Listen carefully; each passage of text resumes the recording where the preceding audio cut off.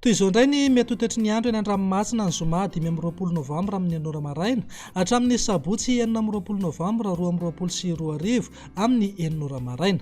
Mila mitandrina fatratra amin'ny mpiandrika indrindra ireo mampiasa lakana madinika ny manodidina ny taolan'aro fa handrivotra ny andro amin'ny ankapobeny manodidina amin'ny 50 ka hatramin'ny 80 km isan'ora eo ny hamafiny izay rivotra izay. Toy izao raha vinany toetry ny andro amorontsiraka Atsinanana manomboka eo Kapodambra hatrany Kapest. Andrahoana amin'ny tsitokotoko mety arahan'orana tandrifon-drahona malefa ka indrindra ny alina ho avy atsimo Atsinanana ny rivotra ka ho sivy hatramin'ny 20 km isan'ora, hahatratra 7 hatramin'ny 80 km isan'ora any avaratra i Vohemara. Anonja be ny ranomasina avy ny onja 1.4 metatra hatramin'ny 2 metatra, ananika hatramin'ny 2 metatra sasany rehefa manakaiky any Kapodambra. Kapest hatrany Mahanoro, anorana tandrifon-drahona mahalana ho avy Atsinanana na atsimo Atsinanana ny rivotra ka ho sivy hatramin'ny 20 km isan'ora. Adimy mpanonja na anonja be ny ranomasina avy ny onja 1 ka hatramin'ny 1 metatra sasany. Mahanoro hatrany taolan'aro, izy tandrifon-drahona iserana ho avy avaratra Atsinanana ny rivotra ka ho sivy hatramin'ny 20 km isan'ora, hahatratra 7 hatramin'ny 20 km isan'ora any atsimony Vangaindrano. Anonja be ny ranomasina avy ny onja 1.3 hatramin'ny 1.4 metatra.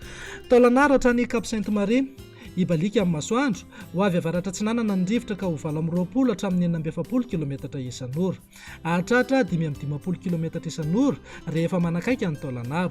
Anonja be ny ranomasina avy ny onja manodidina ny 2 metatra. Morontsiraka andrefana Cap Sainte-Marie hatrany Cap Saint-Vincent, andrahoana vitsy ho avy atsimo ny rivotra ka ho sivy hatramin'ny 20 km isan'ora. Adimy mpanonja na anonja be ny ranomasina avy ny onja 1 hatramin'ny 1 metatra sasany. Cap Saint-Vincent hatrany Cap Saint-André, anorana tandrifon-drahona indrindra ny alina ho avy atsimo ny rivotra ka ho sivy hatramin'ny 20 km isan'ora.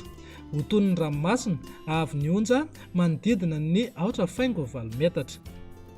Cap Saint-André hatrany Analalava, andrahoana amin'ny tsitokotoko mety hisy orana tandrifon-drahona indraindray ho avy atsimo Atsinanana na Atsinanana ny rivotra ny maraina ka ho 20 hatramin'ny 17 km isan'ora, hahatratra 9 km isan'ora manodidina ny Mahajanga hatrany Analalava.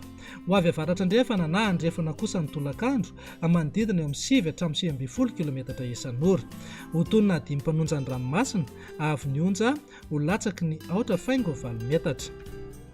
Analalava hatrany Kapodambra, andrahoana amin'ny tsitokotoko ho avy atsimo Atsinanana ny rivotra ny avaratry Nosy ka ho 20 hatramin'ny 80 km isan'ora. Iovaova kosa ny anakafa ka ho sivy hatramin'ny 20 km isan'ora. Ho tonona adimy mpanonja ny ranomasina avy ny onja ho latsaky ny 2 metatra.